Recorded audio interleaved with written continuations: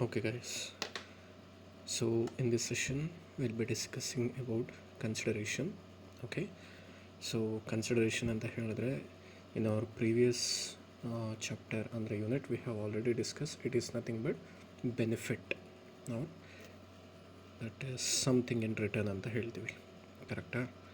So this is the thing ಇಲ್ಲಿದೆ ನೋಡಿ. Okay, so quid pro quo ಅನ್ನೋದು ನಾವು ಲ್ಯಾಟಿನ್ ವರ್ಡಲ್ಲಿ ಯೂಸ್ ಮಾಡ್ತೀವಿ.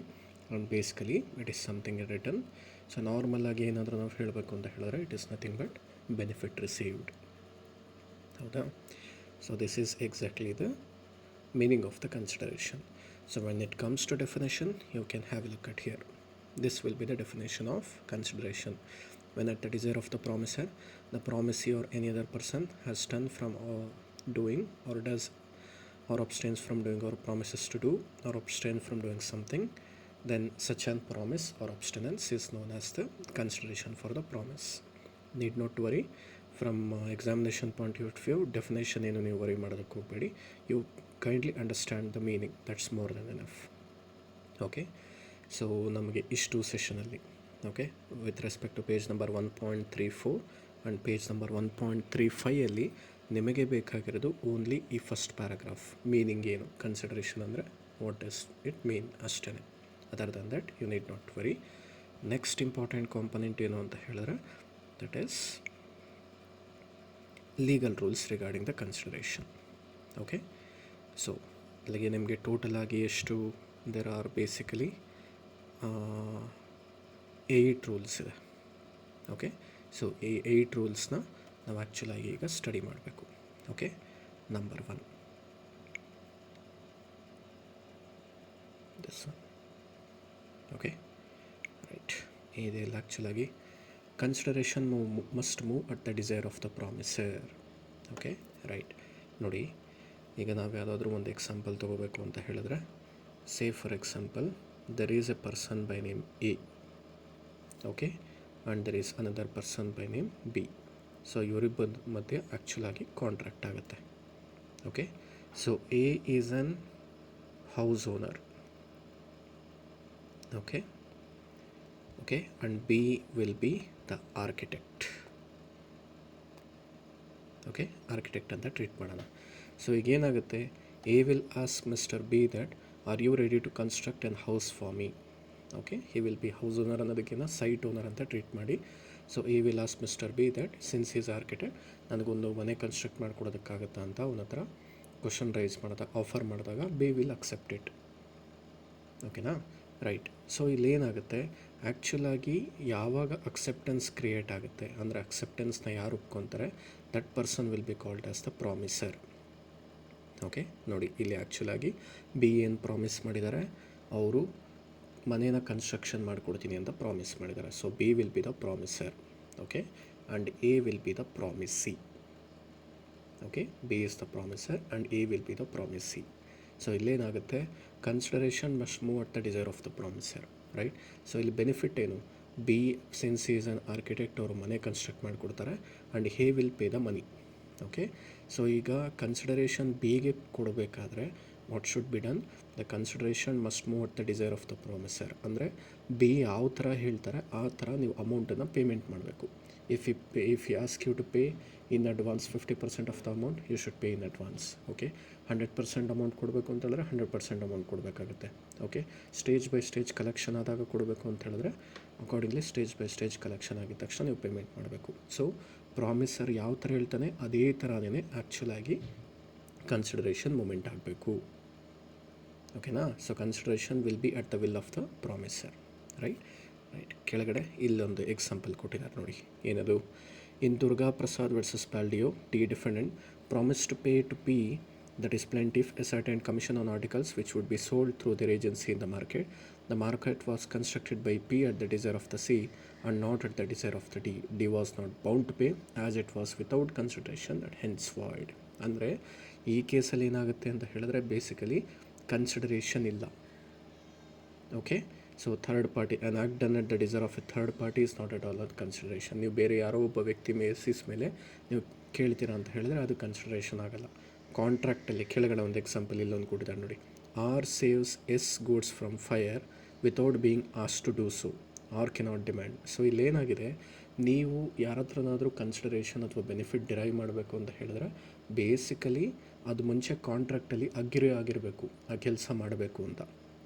ಓಕೆ, ನೀವು ಅಗ್ರಿನೇ ಮಾಡ್ತೀರಾ ಆ ಕೆಲಸನ, ನೀವು ಅವ್ರ ಹತ್ರ ಕ್ವಶನ್ ರೈಸ್ ಅಂದರೆ ಬೆನಿಫಿಟ್ ರೈಸ್ ಕೇಳ್ತೀರಾ ಅಂತ ಹೇಳಿದ್ರೆ it cannot be treated as a valid consideration. So ಈ ಕೇಸಲ್ಲಿ ಏನಾಗಿದೆ, ಪೇಜ್ ನಂಬರ್ 1.36 ಎಕ್ಸಾಂಪಲ್ ನಂಬರ್ 5ಅಲ್ಲಿ 6 ಎಸ್ ಗೂಡ್ಸನ್ನು ಸೇವ್ ಮಾಡ್ತಾರಂತೆ. ಓಕೆ, ಸೊ ಎಸ್ ಗೂಡ್ಸನ್ನು ಸೇವ್ ಮಾಡಿದಾಗ ಫೈರಲ್ಲಿ ಅವನು ಆ್ಯಕ್ಚುಲಾಗಿ ಮುಂಚೆ ಹೇಳಿಲ್ಲ, ನಾನು ಗೂಡ್ಸನ್ನು ಫೈರಿಂದ ಸೇವ್ ಮಾಡ್ತೀನಿ, ಅದಕ್ಕೋಸ್ಕರ ನೀನು ಇಷ್ಟು ದುಡ್ಡು ಕೊಡಬೇಕಾಗುತ್ತೆ, ಯಾವುದೇ ರೀತಿ ಆಫರು ಕೊಟ್ಟಿಲ್ಲ, ಅಕ್ಸೆಪ್ಟೆನ್ಸು ಇಲ್ಲ. So since there is no offer and acceptance, straight away ಆಗಿ ಅವನು ಬೆನಿಫಿಟನ್ನು ಕೇಳೋದಕ್ಕಾಗಲ್ಲ. ಓಕೆ, ಸೊ ನಮಗೆ ಮೊದಲನೇ ಪಾಯಿಂಟಲ್ಲಿ ಕನ್ಸಿಡರೇಷನ್ನು ಪ್ರಾಮಿಸರ್ ಯಾವ ಥರ ಹೇಳ್ತಾನೆ ಅದನ್ನೇ ಕೊಡಬೇಕು ಅಂತ ಹೇಳಿದಾರೋ, ಇನ್ ದ ಸೇಮ್ ವೇ ನಮಗೆ ಆ್ಯಕ್ಚುಲಾಗಿ ಏನಾಗುತ್ತೆ, ಅಲ್ಲಿ ಕಾಂಟ್ರಾಕ್ಟಲ್ಲಿ ಮುಂಚೆ ಅಗ್ರಿ ಆಗಿರಬೇಕು. ಅಗ್ರಿ ಆಗಿದ್ದರೆ ಮಾತ್ರನೇ we can treat it, otherwise no. ಅರ್ಥ ಆಯ್ತಾ? ಸೊ ನಮ್ಮ ಎಕ್ಸಾಂಪಲಲ್ಲಿ ಹೌಸ್ ಓನರು ಪ್ರಾಮಿಸಿ ಆಗಿರ್ತಾನೆ, ಮತ್ತು ಬೀಯಿಂಗ್ ಎನ್ ಆರ್ಕಿಟೆಕ್ಟ್ ಅವ್ನ ಮನೆ ಕನ್ಸ್ಟ್ರಕ್ಷನ್ ಮಾಡಿಕೊಡ್ತೀನಿ ಅಂತ ಹೇಳಿರ್ತಾನೆ. ಸೊ ಬಿ ಯಾವ ಥರ ಆ್ಯಕ್ಚುಲಾಗಿ ಹೇಳ್ತಾನೆ ಅದೇ ಥರನೇ ನೀವು ಅವನಿಗೆ ಅಮೌಂಟನ್ನು ಪೇಮೆಂಟ್ ಮಾಡಬೇಕು. It will be at the will of the promisor. Next ಕೇಸಲ್ಲಿ ಸೇಮ್ ಎಕ್ಸಾಂಪಲ್ಲೇ ಕಂಟಿನ್ಯೂ ಮಾಡೋಣ, ಎ ಮತ್ತು B. Okay, so he is an house owner and this person will be an architect. ಕರೆಕ್ಟಾ? ಏನು ಹೇಳ್ತಾರೆ, consideration may move from promisee or any other person. So ಈಗೇನು ಮಾಡಬೇಕು, mister A ಅವನು ಆ್ಯಕ್ಚುಲಾಗಿ ಬಿಗೆ ದುಡ್ಡು ಕೊಡಬೇಕು. ಹೌದಾ? ಸೊ ಇಲ್ಲಿ ದುಡ್ಡು ಕೊಡಬೇಕಾದ್ರೆ ಬೇಸಿಕ್ಕಾಗಿ ಏನಂತ ಹೇಳ್ತೀವಿ, ಟಾಸ್ ಏನೇ ಕ್ಲಿಯರ್ ಕಟ್ಟಾಗಿ ದುಡ್ಡು ಕೊಡಬೇಕು ಅಂತೇನಿಲ್ಲ ಬಿಗೆ. A can also give the money, A son ಬೇಕಾದರೆ ಕೊಡ್ಬೋದು, ಎ ಡಾಟರ್ ಕೊಡ್ಬೋದು, ಎ ವೈಫ್ ಕೊಡ್ಬೋದು, ಎ ಪೇರೆಂಟ್ಸ್ ಕೊಡ್ಬೋದು, ಯಾರು ಬೇಕಾದರೂ ಕೊಡ್ಬೋದು. ಓಕೆ, ಫೈನಲ್ ಆಗಿ ಬಿಗೆ ಸಿಗ್ತಾ ಇದೆ ಅಲ್ವಾ, ರೈಟ್? ಸೊ ಈಗ ಅವನಿಗೆ ಅಮೌಂಟ್ ಸಿಗ್ತಾ ಇದೆ ಅನ್ನೋದು, ಕನ್ಸಿಡ್ರೇಷನ್ ಸಿಗ್ತಾ ಅನ್ನೋದು ಇಂಪಾರ್ಟೆಂಟ್ ಆಗುತ್ತೆ ಹೊರತು ಯಾರಂದೇ ಬರುತ್ತೆ ಅನ್ನೋದು ಇಂಪಾರ್ಟೆಂಟ್ ಆಗಲ್ಲ. ಅರ್ಥ ಆಯ್ತಾ? ಸೊ ಕನ್ಸಿಡ್ರೇಷನ್ ಪ್ರಾಮಿಸರ್ಗೆ ಹೋಗಬೇಕು ಪ್ರಾಮಿಸಿಯಿಂದ. Okay, it should move from promisee okay to the promisor. ಓಕೆನಾ? ಬಟ್ ಅದು ಮೂಮೆಂಟ್ ಆಗಬೇಕಾದ್ರೆ it can move from promisee or any other person, third ಪಾರ್ಟಿಯಿಂದ ಮುಖಾಂತರನೂ ಪೇಮೆಂಟ್ ಮಾಡ್ಬೋದು. ಬೇಕಾದರೆ ಎ ಬದಲಾಗಿ ಎ ಫ್ರೆಂಡ್ ಕೊಟ್ಟರು ನಡೆಯುತ್ತೆ. ಫೈನಲ್ ಆಗಿ ಬಿಗೆ ಅಮೌಂಟ್ ಸಿಗ್ತಾ ಇಲ್ವೋ ಅನ್ನೋದಷ್ಟೇ ಇಂಪಾರ್ಟೆಂಟು. ಕೆಲವೊಂದು ಸಲ ನಿಮಗೆ ಕೇಸ್ ಕೊಡ್ಬೋದು, ಯಾವ ಥರ ಅಂತ ಹೇಳಿದ್ರೆ ಆ್ಯಕ್ಚುಲಾಗಿ ಮಿಸ್ಟರ್ ಬಿ ಓಕೆ ಈ ಫ್ರೆಂಡ್ ಹತ್ರ ದುಡ್ಡು ಇಸ್ಕೊಂಡಿರ್ತಾನೆ ಕಾಂಟ್ರಾಕ್ಟ್ಗೆ ರಿಲೇಟೆಡ್, ಬಟ್ ಲೇಟರ್ ಅವನು ವಾಪಸ್ ಹೋಗ್ಬಿಟ್ಟು ತಿರ್ಗಾ ಎ ಹತ್ರನೇ ದುಡ್ಡು ಕೇಳ್ತಾನೆ. ಏನಕ್ಕೆ ಅಂತ ಕೇಳಿದಾಗ ಕಾಂಟ್ರಾಕ್ಟ್ ಪ್ರಕಾರ ಎ ಕೊಡಬೇಕಾಗಿತ್ತು ದುಡ್ಡನ್ನು, ಬಟ್ ಬಿ ಎ ಫ್ರೆಂಡ್ ಕೊಟ್ಟಿದ್ದಾನೆ. ಸೊ ಇದು ವ್ಯಾಲಿಡ್ ಅಲ್ಲ, ನೀನೇ ನನಗೆ ತಿರ್ಗಾ ದುಡ್ಡು ಕೊಡಬೇಕು ಅಂತ. It was not correct. ಯಾಕೆ ಅಂತ ಹೇಳಿದ್ರೆ ಇಲ್ಲಿ ಬೆನಿಫಿಟ್ ಬಿಗೆ ಬರಬೇಕು ಅನ್ನೋದು ಇಂಪಾರ್ಟೆಂಟೇ ಹೊರತು ಯಾರಿಂದ ಬಂದಿದೆ ಅನ್ನೋದು ಇಂಪಾರ್ಟೆಂಟ್ ಅಲ್ಲ. Whether it has received the consideration or not ಅನ್ನೋದು important. Okay, right. This is about the second point. Next third one ಬಂದು executed and executory consideration. Okay, so executed and executory consideration ಅಂದರೆ ಏನರ್ಥ? ಆ್ಯಕ್ಚುಲಾಗಿ ಎರಡು ಥರ ಇರುತ್ತೆ. ಹೇಗೆ? Number 1, ನೀವು first ದುಡ್ಡು ಕೊಟ್ಟು ಆಮೇಲೆ ಆ್ಯಕ್ಟಿವಿಟಿನ ಪರ್ಫಾರ್ಮ್ ಮಾಡೋದಕ್ಕೆ ಕೇಳ್ಬೋದು, ಅಥವಾ ಆ್ಯಕ್ಟಿವಿಟಿನ ಪರ್ಫಾರ್ಮ್ ಮಾಡಾದ್ಮೇಲೆ ಲೇಟರ್ ಆನ್ ದುಡ್ಡು ಕೊಡ್ಬೋದು. ಓಕೆ, ಸೊ ಎಕ್ಸಿಕ್ಯೂಟೆಡ್ ಅಂದರೆ ಏನರ್ಥ? The consideration will be given in the beginning itself. Executory ಅಂತ ಹೇಳಿದ್ರೆ the consideration can be given at last. Okay, ಎರಡು ಥರ ಬೇಕಾದರೂ ಆಗ್ಬೋದು. ಫೋರ್ತ್ ಮತ್ತು ಥರ್ಡ್ ಪಾಯಿಂಟು ಆ್ಯಕ್ಚುಲಾಗಿ ದೇ ಆರ್ ಏನಂತ ಹೇಳ್ತೀವಿ, ಕಂಬೈಂಡ್ ಆಗಿರುತ್ತದು. ಸೊ ಇಲ್ಲಿ ಕೊಟ್ಟಿದ್ದಾರೆ ನೋಡಿ, consideration may be past, present or future. ಅಂದರೆ ಅರ್ಥ ಏನು? ಒಂದು ಕಾಂಟ್ರಾಕ್ಟಲ್ಲಿ ನೀವು ಬೇಕಾದರೆ ಯಾವುದಾದ್ರೂ ಒಂದು ವರ್ಕ್ ನಡೆಯೋದಕ್ಕೆ ಫಸ್ಟೇ ಅಮೌಂಟನ್ನು ಪೇಮೆಂಟ್ ಮಾಡ್ಬೋದು, ಆವಾಗ ಪಾಸ್ಟ್ ಆಗುತ್ತೆ. ಪ್ರೆಸೆಂಟ್ ಅಂದರೆ ಕೆಲಸ ನಡೀತಾ ಇರುತ್ತೆ, ಆವಾಗಲೇ ನೀವು ಅಮೌಂಟ್ ಪೇಮೆಂಟ್ ಮಾಡ್ತೀರಾ, ಪ್ರೆಸೆಂಟ್ ಕನ್ಸಿಡರೇಷನ್ ಆಗುತ್ತೆ. ಫ್ಯೂಚರ್ ಅಂದರೆ ಕೆಲಸ ಮುಗಿದಾದ್ಮೇಲೆ ದುಡ್ಡು ಕೊಡ್ತೀರಾ. ಅರ್ಥ ಆಯಿತಾ? ಸೊ ಕನ್ಸಿಡರೇಷನ್ ಕಾಂಟ್ರಾಕ್ಟಲ್ಲಿ ಮುಂಚೆನೇ ಕೊಡ್ಬೋದು, ನಡೀತಾ ಇರಬೇಕಾದ್ರೆ ಕೊಡ್ಬೋದು, ಅಥವಾ ಲಾಸ್ಟಲ್ಲಿ ಕೊಡ್ಬೋದು, past, present or future. Okay, ಆದರೆ ಇಲ್ಲಿ ಒಂದೇ ಒಂದು ಇಂಪಾರ್ಟೆಂಟ್ ಕಂಟೆಂಟ್ ಇದೆ. ಅದೇನು ಅಂತ ಹೇಳಿದ್ರೆ ನಮಗೆ ಆ್ಯಕ್ಚುಲಾಗಿ 2 ಲಾ ಇದೆ. ಓಕೆ, ಒಂದು ಇಂಡಿಯನ್ ಲಾ, ಓಕೆ, ಮತ್ತು ಇನ್ನೂ ಒಂದು ಇಂಗ್ಲೀಷ್ ಲಾ ಅಂತ ಹೇಳಿದ್ರೆ ಅಮೆರಿಕನ್ ಲಾ ಅಂತ ಬೇಕಾದರೂ ತೊಗೋಬೋದು ನೀವು. Okay, with respect to Indian law ಅಲ್ಲಿ ಕನ್ಸಿಡರೇಷನ್ ಕ್ಯಾನ್ ಬಿ ಪಾಸ್ಟ್ ಆದರೂ ಆಗಿರ್ಬೋದು, ಪ್ರೆಸೆಂಟ್ ಆದರೂ ಆಗಿರ್ಬೋದು, ಫ್ಯೂಚರ್ ಆದರೂ ಆಗಿರ್ಬೋದು. ಅರ್ಥ ಆಯ್ತಾ? With respect to Indian law ಪ್ರಕಾರ consideration can be past, present or future, ಮೂರು ಥರನೂ ನಡೆಯುತ್ತೆ. ಆದರೆ ಇಂಗ್ಲೀಷ್ ಲಾ ಅಲ್ಲಿ consideration it can be only present ಮತ್ತು ಫ್ಯೂಚರ್ ಮಾತ್ರ. ಪಾಸ್ಟ್ ಇಲ್ಲ, ಪಾಸ್ಟ್ ಈಸ್ ಇನ್ವ್ಯಾಲಿಡ್. ಅರ್ಥ ಆಯ್ತಾ? ಇಂಗ್ಲೀಷ್ ಲಾ ಪ್ರಕಾರ past consideration is not an valid consideration. ಅಂದರೆ ಅರ್ಥ, ಕೆಲಸ ನಡೆಯೋದಕ್ಕಿಂತ ಮುಂಚೆ ದುಡ್ಡು ಕೊಡೋ ಹಾಗಿಲ್ಲ according to English law. Indian law ಪ್ರಕಾರ ನೀವು ಕೆಲಸ ನಡೆಯೋದಕ್ಕಿಂತ ಮುಂಚೆನೇ ದುಡ್ಡು ಕೊಡ್ಬೋದು, ಅಥವಾ ಕೆಲಸ ನಡೀತಿರ್ಬೇಕಾದ್ರೆ ದುಡ್ಡು ಕೊಡ್ಬೋದು, ಅಥವಾ ಕೆಲಸ ಆದಮೇಲೆ ಬೇಕಾದ್ರೂ ದುಡ್ಡು ಕೊಡ್ಬೋದು. Okay, right. ನೆಕ್ಸ್ಟು ಈ ಪಾಯಿಂಟನ್ನ ನಾನು ನಿಮಗೆ ಪ್ರೀವಿಯಸ್ ಇದರಲ್ಲೇ ಹೇಳಿದೆ, consideration need not be adequate ಅಂತ. So consideration need not be adequate ಅಂದರೆ ಏನರ್ಥ? ನಮಗೆ ಕಾಂಟ್ರಾಕ್ಟಲ್ಲಿ ಕನ್ಸಿಡರೇಷನ್ ಇರಬೇಕು ಅನ್ನೋದು ಇಂಪಾರ್ಟೆಂಟೇ ಹೊರತು ಎಷ್ಟು ಕನ್ಸಿಡರೇಷನ್ ಇರಬೇಕು ಅನ್ನೋದು ನಮಗೆ ಇಂಪಾರ್ಟೆಂಟ್ ಅಲ್ಲ. ಇಟ್ ಮೇ ಬಿ 1 ರೂಪಾಯಿ ಆದರೂ ಆಗಿರ್ಬೋದು, 1 ಪೈಸೆ ಆದರೂ ಆಗಿರ್ಬೋದು, ಎಷ್ಟು ಬೇಕಾದರೂ ಆಗಿರ್ಬೋದು, ಬಟ್ ಕನ್ಸಿಡರೇಷನ್ ಇರಬೇಕು. ಎಷ್ಟು ಅನ್ನೋದು ನಮಗೆ ಮ್ಯಾಟ್ರ್ ಆಗಲ್ಲ. ಈ ಪಾಯಿಂಟ್ ನಾವು ಅಲ್ಲೂ ಡಿಸ್ಕಸ್ ಮಾಡಿದ್ವಿ, same thing will be repeated here. Okay, right. Next ಇದು 6th ಒನ್ನು ನಾನು ಲೇಟ್ರ್ ಅಂತ ತೊಗೊತೀನಿ ತಡೀರಿ, ಫಸ್ಟ್ ಇವೆರಡು ಕಂಪ್ಲೀಟ್ ಮಾಡೋಣ. ನೆಕ್ಸ್ಟ್ ಬಂದು 7th one, consideration must be real and not illusory. ಅಂದರೆ ನೀವು ಕನ್ಸಿಡರೇಷನ್ ಏನು ಆ್ಯಕ್ಚುಲಾಗಿ ಕಾಂಟ್ರಾಕ್ಟಲ್ಲಿ ಡಿಟರ್ಮೈನ್ ಅಥವಾ ಅಸಟೈನ್ ಮಾಡಬೇಕು ಅಂತ ಅಂದ್ಕೊಂಡಿರ್ತೀರ, ದಟ್ ಶುಡ್ ಬಿ ಏನಂತ ಹೇಳ್ತೀವಿ, ಈಸಿಯಾಗಿ ನೀವು ಅದನ್ನು ವ್ಯಾಲ್ಯೂಯೇಷನ್ ಮಾಡೋ ಥರ ಇರಬೇಕು. It should not be illogical or imaginary value ಆಗಿರಬಾರ್ದು. ಹೇಗೆ ಫಾರ್ ಎಕ್ಸಾಂಪಲ್ ಈಗ ನೋಡಿ, ಒಂದು ಕಾಂಟ್ರಾಕ್ಟ್ ನಡೆಸ್ತಾರೆ. ಹೇಗೆ A and B will make a contract that they will make ಏನಂತ ಹೇಳ್ತೀವಿ, ದೆ ವಿಲ್ ಸರ್ಚ್ ಸಮ್ ಕೊಲಟಾಸ್ ನಿಧಿ ಅಂತ ಕೂಗ್ತೀವಲ್ವ. ಸೊ ಯಾವುದಾದ್ರೂ ನಿಧಿ ಸಿಕ್ಕಿದಾಗ ಅದರಲ್ಲಿ ಏನು ನಮಗೆ ಸಿಗುತ್ತೆ ಅದರಲ್ಲಿ ನಾವು ಶೇರ್ ಮಾಡ್ಕೊಳ್ಳೋಣ 50-50%. ಸೊ ಇಲ್ಲೇನಾಗುತ್ತೆ, they don't have any actual, first of all ಅಲ್ಲಿ ನಿಧಿ ಸಿಗುತ್ತೆ ಅನ್ನೋದು ನಿಮಗೆ probability is very less. Okay, later ಅದನ್ನು ಸಿಕ್ಕಾದ್ಮೇಲೆ ಎಷ್ಟು ಸಿಗುತ್ತೆ ಅನ್ನೋದು ನಿಮಗೆ ಗೊತ್ತಿಲ್ಲ. ಆ್ಯಂಡ್ ಶೇರಿಂಗ್ ಆಲ್ಸೋನು it is not certain. So ಅಲ್ಲೇನಾಗುತ್ತೆ, ಬೇಸಿಕಲಿ ಇಟ್ ಈಸ್ ರಿಯಲ್ ಅಲ್ಲ, ಅದು ಇಲ್ಯೂಷರಿ, ಇಮ್ಯಾಜಿನರಿ ಥರ ಇದೆ. ಅಲ್ಲೊಂದು ಎಕ್ಸಾಂಪಲ್ ಕೊಟ್ಟಿದ್ದಾರೆ ನೋಡಿ, a man promises to discover the treasure by magic bringing the dead person to live again. Chance ಇಲ್ಲ, ಇಮ್ಯಾಜಿನರಿ, ಅದು ನಡೆಸೋದಕ್ಕಾಗಲ್ಲ ಅದು. ಓಕೆ, ಶಾರ್ಟ್ ಆ್ಯಂಡ್ ಸ್ವೀಟಾಗಿ ಹೇಳಬೇಕು ಅಂತ ಹೇಳಿದ್ರೆ it should not be impossible to calculate. Okay, it should be possible to calculate. So ಆ ಥರ ಇದ್ದರೆ ಮಾತ್ರನೇ ನಾವು ಕನ್ಸಿಡರೇಷನ್ ಅಂತ ಟ್ರೀಟ್ ಮಾಡ್ತೀವಿ. ಇಮ್ಯಾಜಿನರಿ ಇತ್ತ ಅಂತ ಹೇಳಿದ್ರೆ it will be void. Next, consideration must not be unlawful, immoral or opposed to the public policy. ಇದು ನಾವು essential elements of valid contract discuss ಮಾಡಬೇಕಾದ್ರೂ ಓದಿದ್ದೀವಿ. ಓಕೆ, ಸೊ ಏನದು ಆ್ಯಕ್ಚುಲಾಗಿ what you call it as, ಈಗ ಯಾವುದಾದ್ರೂ ಒಂದು ಕಾಂಟ್ರಾಕ್ಟಲ್ಲಿ ನೀವು ಕನ್ಸಿಡರೇಷನ್ ಕೊಡ್ತಾ ಇದ್ದೀರಾ ಅಂತ ಹೇಳಿದ್ರೆ ಆ ಕನ್ಸಿಡರೇಷನ್ ನೀವು ಲಾಫುಲ್ ಮೀನ್ಸಿಂದ ಒಬ್ಟೈನ್ ಆಗಿರುವಂಥ ಕನ್ಸಿಡರೇಷನ್ ಆಗಿರಬೇಕು. ಯಾವುದೇ ರೀತಿ ಇಲ್ಲಿಗಲ್ ಆ್ಯಕ್ಟಿವಿಟೀಸು ಅಥವಾ ಅನ್ಲಾಫುಲ್ ಆ್ಯಕ್ಟಿವಿಟೀಸ್ನ ಮಾಡಿ ನೀವು ಆ ದುಡ್ಡನ್ನು ಜನ್ರೇಟ್ ಮಾಡಿರಬಾರ್ದು. ಓಕೆ, ಆವಾಗ ನಿಮಗೆ ಕಂಪ್ಲೀಟಾಗಿ ವಾಯ್ಡ್ ಆಗುತ್ತೆ ಅಕಸ್ಮಾತ್ ಏನಾದ್ರು ಅನ್ಲಾಫುಲ್ ಆಗಿದ್ರೆ. ನೋಡಿ ಎಕ್ಸಾಂಪಲ್ ಕೊಟ್ಟಿದ್ದಾರೆ, ABC Limited promises to give job to mister X in a government bank against the payment of 50,000. So ಇಲ್ಲೇನಾಗುತ್ತೆ, ಬೇಸಿಕಲಿ ABC Limited ಮತ್ತು ಮಿಸ್ಟರ್ ಎಕ್ಸ್ ಮಧ್ಯೆ ಆ್ಯಕ್ಚುಲಾಗಿ ಕಾಂಟ್ರಾಕ್ಟ್ ನಡೆದಿದೆ. ಸೊ ABC Limited ಅವರು ಕೆಲಸ ಕೊಡಿಸ್ಬೇಕು ಮತ್ತು ಮಿಸ್ಟರ್ ಎಕ್ಸ್ ಅವ್ರಿಗೆ ಪೇಮೆಂಟ್ ಮಾಡಬೇಕು. ಓಕೆನಾ, ಬಟ್ ಇಲ್ಲಿ ಕಾಂಟ್ರಾಕ್ಟಲ್ಲಿ ಏನೂ ಮಿಸ್ಟೇಕ್ ಇಲ್ಲ, ಬಟ್ ಕನ್ಸಿಡ್ರೇಷನ್ ನೀವು ಯಾವ ಪರ್ಪಸಿಗೆ ಕೊಡ್ತಾ ಇದ್ದೀರಾ, ಬ್ರೈಬ್ ಆಗುತ್ತೆ ಅದು. ಓಕೆನಾ, ಅನ್ಲಾಫುಲ್ ಆಬ್ಜೆಕ್ಟ್ಗೋಸ್ಕರ ನೀವು ಕೊಡ್ತಾ ಇದ್ದೀರಾ, ಹೌದಾ. ಸೊ ಕನ್ಸಿಡ್ರೇಷನ್ ನೀವು ಕೊಡಬೇಕಾದ್ರೆ ಅಥವಾ ನಿಮ್ಗೆ ಯಾವ ಅಮೌಂಟನ್ನು ನೀವು ಕೊಡ್ತಾ ಇದ್ದೀರಾ ಅದಷ್ಟೂ ಲಾಫುಲ್ ಮೀನ್ಸಿಂದನೇ ಬಂದಿರಬೇಕು. ಯಾವುದೇ ರೀತಿ ಅನ್ಲಾಫುಲ್ ಮೀನ್ಸ್ ಅಥವಾ ಇಲ್ಲಿಗಲ್ ಆ್ಯಕ್ಟಿವಿಟೀಸಿಂದ ಒಬ್ಟೈನ್ ಆಗಿರುವಂಥ ಏನಂತ ಹೇಳ್ತೀವಿ ಕನ್ಸಿಡರೇಷನ್ ಆಗಿರಬಾರ್ದು. Okay, right. Next point number 6 ಒಂದು ಬಿಟ್ಟಿದ್ವಿ. 6th ಒನ್ನಲ್ಲಿ ಏನಾಗುತ್ತೆ, performance of what one is legally bound to perform. Okay, ಹಾಗಾದರೆ ಅರ್ಥ ಏನು ನೋಡಿ, ಅಲ್ಲಿ ಕೊಟ್ಟಿರೋದು consideration must not be the performance of the existing duty. Right, for example ಈಗ ನಾವು ಬ್ರೈಬ್ ಎಕ್ಸಾಂಪಲೇ ತೊಗೊಳ್ಳೋಣ.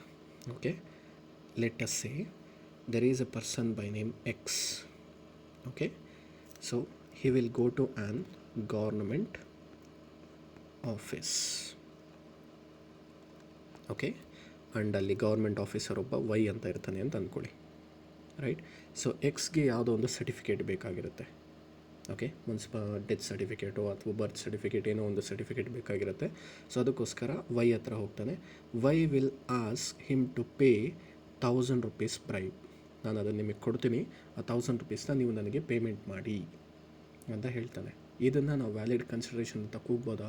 Don't think from the point of view of bribe ಪ್ರಕಾರ ಥಿಂಕ್ ಮಾಡಬೇಡಿ. ಓಕೆ, ಜನರಲ್ ಆಗಿ ತೊಗೊಳ್ಳಿ. ಇದು ಯಾಕೆ ಆ್ಯಕ್ಚುಲಾಗಿ ನಾವು ತಪ್ಪು ಅಂತ ಹೇಳ್ತೀವಿ ಅಂತ ಹೇಳಿದ್ರೆ, ರೀಸನ್ ಈಸ್ ಆ ವ್ಯಕ್ತಿಗೆ ಆ ಕೆಲಸ ಮಾಡೋದಕ್ಕೆ, ಅಂದರೆ ಗೌರ್ಮೆಂಟ್ ಆಫೀಸರ್ ಮಿಸ್ಟರ್ ವೈಗೆ ಆ ಕೆಲಸ ಮಾಡೋದಕ್ಕೆ ಆ್ಯಕ್ಚುಲಾಗಿ ಅವ್ರಿಗೆ ಸ್ಯಾಲ್ರಿ ಕೊಡ್ತಾ ಇದ್ದಾರೆ. ಓಕೆ, ಸ್ಯಾಲ್ರಿ ಕೊಡೋದೇ ಅವ್ನಿಗೆ ಆ ಕೆಲಸ ಮಾಡಲಿ ಅಂತ. ಈ ವ್ಯಕ್ತಿ ಏನು ಮಾಡ್ತಾ ಇದ್ದಾನೆ, ಅದೇ ಆ್ಯಕ್ಟಿವಿಟಿ ಮಾಡಿ ಇನ್ನೊಬ್ಬರ ಹತ್ರ ಡಬಲ್ ಅಮೌಂಟ್, ಇನ್ನೊಂದು ಸಲ ಅಮೌಂಟ್ ಕೇಳ್ತಾ ಇದ್ದಾನೆ. ಕರೆಕ್ಟಾ? ಹೇಗೆ ನೀವು ಒಂದು ಮಂತ್ಗೆ ವರ್ಕ್ ಮಾಡಿದ್ರೆ ನಿಮಗೆ ಒಂದೇ ಸಲ ಸ್ಯಾಲ್ರಿ ಕೊಡ್ತಾರೋ, ಇನ್ ದ ಸೇಮ್ ವೇ ಈ ವ್ಯಕ್ತಿಗೆ ಒಂದು ಅಮೌಂಟ್ ಕೊಟ್ಟಿದ್ದಾರೆ ಅಂದರೆ ಆ ಕೆಲಸನ ಅವ್ನು ಮಾಡಬೇಕು. ಅವ್ನು ಒಂದೇ ಆ್ಯಕ್ಟಿವಿಟಿ ಪರ್ಫಾರ್ಮ್ ಮಾಡಿಬಿಟ್ಟು ಡಬಲ್ ಟೈಮ್ ಬೆನಿಫಿಟ್ನ ಕೇಳೋದಕ್ಕಾಗಲ್ಲ. ಅದಕ್ಕೋಸ್ಕರನೇ ನಾವು ಬ್ರೈಬನ್ನು ತಪ್ಪು ಅಂತ ಹೇಳೋದು. ಇಲ್ಲೂ ಅವ್ರು ಅದನ್ನೇ ಹೇಳ್ತಿರೋದು. ಏನು ಆ್ಯಕ್ಚುಲಾಗಿ ಅವ್ರು ಹೇಳ್ತಿರೋದು, performance of what one is legally bound to perform. ಅಂದರೆ ನೀವು ಒಂದು ಕಾಂಟ್ರಾಕ್ಟಲ್ಲಿ ಏನಾದರೂ ಕನ್ಸಿಡರೇಷನ್ ಪೇಮೆಂಟ್ ಮಾಡ್ತೀರಾ ಅಂತ ಹೇಳಿದ್ರೆ, ಬೇಸಿಕಲಿ ಆ ವ್ಯಕ್ತಿ ಆ ಆ್ಯಕ್ಟಿವಿಟಿನ ಇದಕ್ಕಿಂತ ಮುಂಚೆ ಮಾಡಿರಬಾರ್ದು. ಓಕೆ, ನೀವು ದುಡ್ಡು ಕೊಡೋ ಕಾರಣಕ್ಕೋಸ್ಕರನೇ ಒಂದು ಆ್ಯಕ್ಟಿವಿಟಿನ ಫಸ್ಟ್ ಟೈಮ್ ಮಾಡ್ತಾ ಇರಬೇಕು. ಸೊ ಆವಾಗ ನಾವು ಅದನ್ನು ವ್ಯಾಲಿಡ್ ಆ್ಯಕ್ಟಿವಿಟಿ ಅಂತ ಕೂಗ್ತೀವಿ. ಬ್ರೈಬ್ ಕೇಸಲ್ಲಿ ಏನಾಗುತ್ತೆ, ಅವನಿಗೆ ಆ ಆ್ಯಕ್ಟಿವಿಟಿ ಪರ್ಫಾರ್ಮ್ ಮಾಡೋದಕ್ಕೆ ಮುಂಚೆನೇ ಹೇಳಿದ್ದಾರೆ, ಅದಕ್ಕೆ ಅವನಿಗೆ ಸ್ಯಾಲ್ರಿ ಅಂತ ಪ್ರೊವೈಡ್ ಮಾಡ್ತಾ ಇದ್ದಾರೆ ಗೌರ್ಮೆಂಟ್ ಕಡೆಯಿಂದ. ಅವನು ಅದೇ he is bound to perform. ಅವನು ನೀವು ದುಡ್ಡು ಕೊಟ್ಟರು ದುಡ್ಡು ಕೊಡಲಿಲ್ಲ ಅಂತ ಹೇಳಿದ್ರು ಪರ್ಫಾರ್ಮ್ ಮಾಡಲೇಬೇಕು. ಹಾಗಿದ್ರೆ ಅವನಿಗೆ ನಾವು ದುಡ್ಡು ಕೊಡ್ತಾ ಇರೋದು over and above the amount ಆಯಿತು, ತಪ್ಪದು. ಸೊ ನಾವಿಲ್ಲಿ ಲೀಗಲ್ ಆ್ಯಕ್ಟಿವಿಟಿ ಅಂತ ಕೂಗಬೇಕಾದ್ರೆ ಏನಾಗಿರಬೇಕು, ಅವನು ಇದಕ್ಕಿಂತ ಮುಂಚೆ ಆ್ಯಕ್ಟಿವಿಟಿ ಪರ್ಫಾರ್ಮ್ ಮಾಡೋದಕ್ಕೆ ಯಾವುದೇ ರೀತಿ ಬೆನಿಫಿಟ್ ರಿಸೀವ್ ಮಾಡಿರಬಾರ್ದು. ನಾವು ಕೊಡ್ತಾ ಇರೋ ಬೆನಿಫಿಟ್ಟಿಂದ ಅವನು ಆ್ಯಕ್ಟಿವಿಟಿ ಪರ್ಫಾರ್ಮ್ ಮಾಡ್ತಿರಬೇಕು. ಸೊ ಅಲ್ಲಿಗೆ ಏನರ್ಥ, first time activity and first time benefit ಆ ಥರ ಇದ್ದರೆ ಮಾತ್ರನೇ ಅದನ್ನು ನಾವು ವ್ಯಾಲಿಡ್ ಅಂತ ಕೂಗ್ತೀವಿ. ಓಕೆನಾ? ಇದು ಒಂದು ಸ್ವಲ್ಪ ಇಂಟೆಲಿಜೆಂಟ್ ಪಾಯಿಂಟ್ ಅದು. ಓಕೆ, ಸೊ ಅಲ್ಲಿಗೆ ಟೋಟಲಾಗಿ ನಮಗೆ ಎಷ್ಟು ಕ್ಯಾರೆಕ್ಟರಿಸ್ಟಿಕ್ಸ್ ಇದೆ? There are totally 1 2 3 4 5 6 7 8 characteristics. Okay, simple characteristics ಎಲ್ಲನೂ. ಮೊದಲನೇದು, ಕನ್ಸಿಡರೇಷನ್ ಯಾವಾಗಲೂ ಪ್ರಾಮಿಸಿ ಹೇಗೆ ಹೇಳ್ತಾನೆ ಅದೇ ಥರನೇ ಪ್ರಾಮಿಸರ್ ಹೇಗೆ ಹೇಳ್ತಾನೆ ಅದೇ ಥರನೇ ಮೂಮೆಂಟ್ ಆಗಬೇಕು. ಇದು ತುಂಬ ಸಲ ಕೇಸ್ ಲಾ ಅಲ್ಲಿ ಬಂದಿದೆ, ಇಂಪಾರ್ಟೆಂಟ್ ಇರುತ್ತೆ, ಮಾರ್ಕ್ ಮಾಡ್ಕೊಂಡಿರಿ. ಆ ಸೆಂಟೆನ್ಸ್ ಗೊತ್ತಿದ್ದರೆ ಸಾಕು, ನೀವು ಕೇಸ್ ಲಾ ಓದಿದ ತಕ್ಷಣ ನಿಮಗೆ ಗೊತ್ತಾಗುತ್ತೆ.